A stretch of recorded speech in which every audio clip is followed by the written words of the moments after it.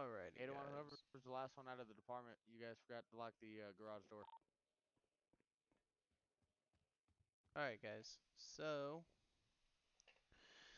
we're going to be going over how to do incident reports and reports. This is a revised version from the earlier MDT video.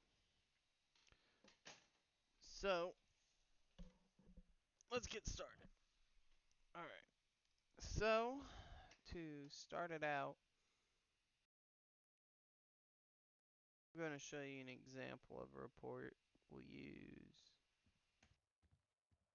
this one, El Chapo. So, what you're going to start a report is title, their name, their charge, and the date of the arrest. Then you're going to fill out your summary, or as we like to call it, your incident report. This is only done by the primary officer. Only the primary officer has to worry about this. You don't have to worry about this.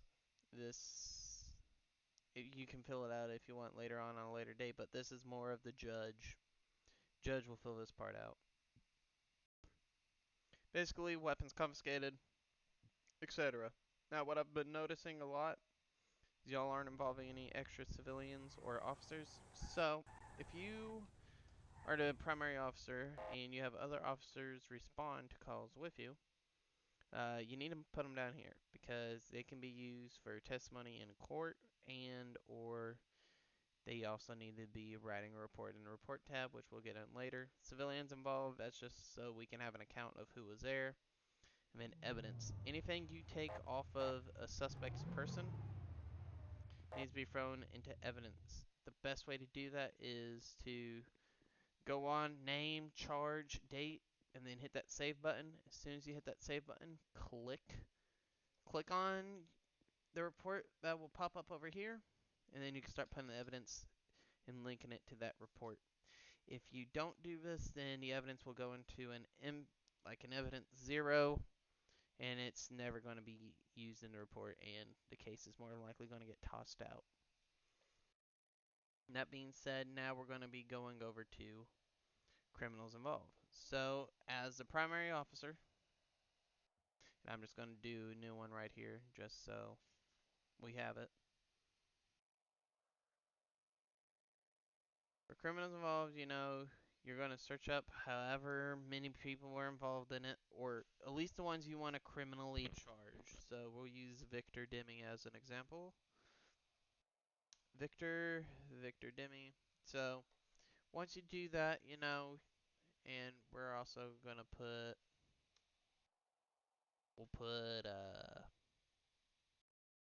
let's see, we'll just use Victor Demi, and let's say Billy Bob.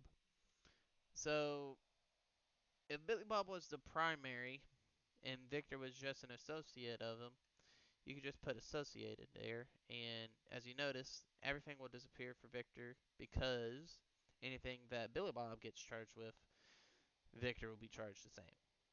So don't check that off unless you're doing all the charges the same way.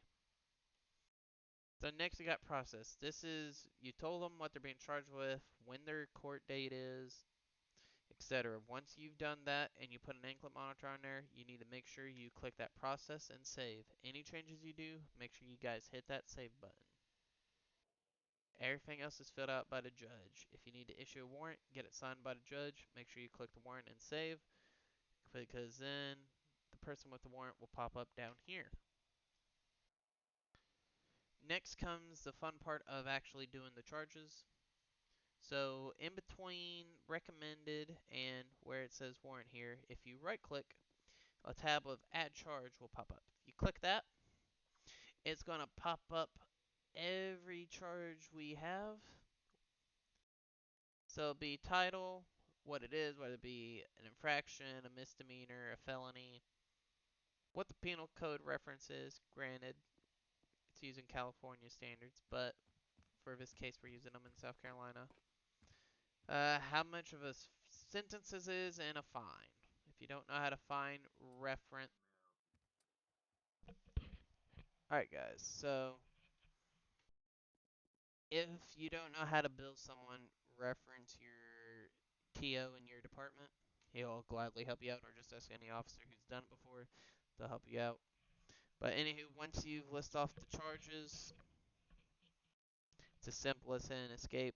The charges will appear here, what the recommended fine, sentences, and then a judge can go off of that. And that's how you fill out an incident report as a primary officer. Now, like I was stating, well, before I go on to reports, there's one more thing I want to mention. If you come up on something, as I like to call them, not necessarily a nuisance call, but a general call, where no arrest is made, it's just a person who's concerned about something, then you're going to title it, where charge usually is, as NAR, or non-arrestable report. So what you're going to do is person's name, NAR, since it would be a non-arrestable report because no one gets arrested. You don't have to fill out criminals involved at all. Just write your summary of the witness's statement, and then just add any civilians involved and officers involved, which this one is incorrect since it doesn't have any officers involved. When I say officers involved, you have to include the initial officer writing the report. But other than that, that's how you do non-arrestable reports. Now moving on to the reports tab. Reports tab is very important. If you were an additional officer, let's say to a robbery, you're not the primary officer, but you're a secondary, third, fourth, whatever officer you are, you need to write this report. So, easiest way to do that is here in your title,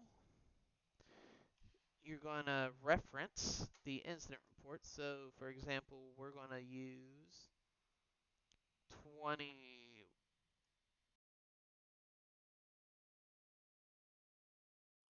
We will reference Logan here for murder. All right, let's say I'm 5'11. All right,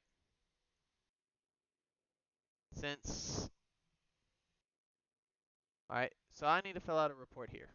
So as that, I'm going to title based off the ID of the report. So we go here, we realize it's ID 11. So for your title of your report, you would put IR 19 for incident report 19. The type is going to be a officer report. And then you're going to give your account of what happened from when you got on scene to end. So start to finish. Any officers involved, so we'll say X, Y, Z, yada, yada, yada. Any civilians involved. Save it, and then it'll pop up. The reason you all need, the reason this needs to happen is for the following reasons. One, if you can't make a court date, we still have your testimony. And two, it just helps manage everybody's account, keeps everybody held accountable. Other than that, that is how you guys log incidents and reports. Hopefully, we start seeing more reports as officers are involved in more and more scenes. Other than that, you all have a good day. This is Under Sheriff Longman, wishing you all the best luck and to be safe.